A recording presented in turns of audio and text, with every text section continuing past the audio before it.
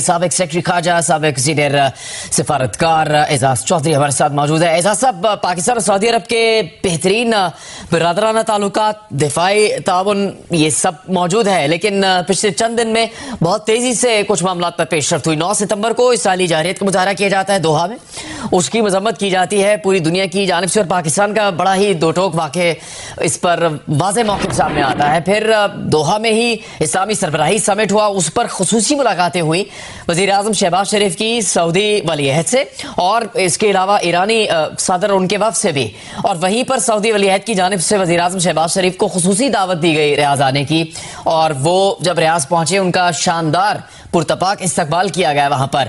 یہ سب آپ کو لگتا ہے کہ ان موجودہ حالات کی وجہ سے ممکن ہوا کہ یہ پاکستان اور سعودی عرب کے درمیان یہ خصوصی معاہدہ طے پایا ہے؟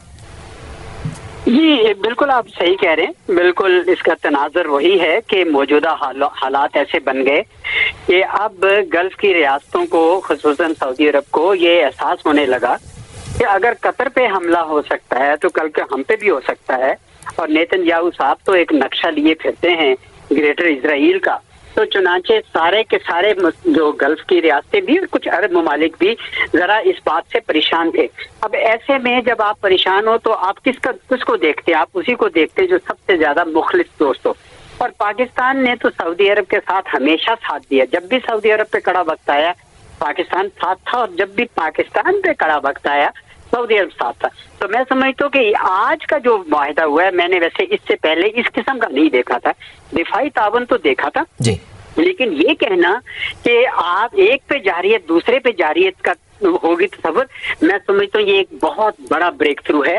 آپ کو یاد ہوگا کہ جب ہندوستان نے پاکستان کے اوپر جارحیت کی تو اس وقت کوئی اس قسم کی آوازیں، ٹھیک ہے، انہوں نے ہندوستان کا کسی نے ساتھ نہیں دیا، لیکن اس سے کوئی اگر ایسا ملک ساتھ ہو جائے کہ پاکستان کے اوپر جارحیت ہو تو وہ اپنے اوپر تصور کریں، یہ بہت اچھا ہوگا۔ اگر اسی طرح سعودی عرب پہ اگر کوئی جارحیت کرتا ہے تو پاکستان کو پر بھی لازم ہے۔ ویسے بھی ہم آپ کو پتا ہے کہ حرمین شریفین کی وجہ سے روزہ رسول صلی اللہ علیہ وآلہ وسلم اور خانہ کعبہ کی وجہ سے ہر پاکستانی جو ہے وہ اس کے دفاع کے لیے، ان کے دفاع کے لیے کھڑا ہے۔